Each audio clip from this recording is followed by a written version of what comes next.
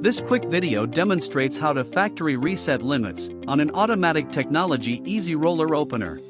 First, remove the button cover. We will now force reset the limit position to the factory default. It is important to note that we will not remove by this action any of the remote transmitters stored in the memory. Go up to the Set button. Then turn the power off to the unit. Wait until the light is completely off. Now press and hold the Set button. Turn the power back on.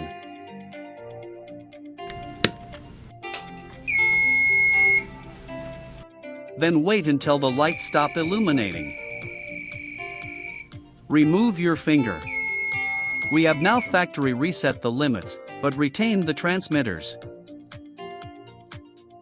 Thank you for watching. Automatic technology.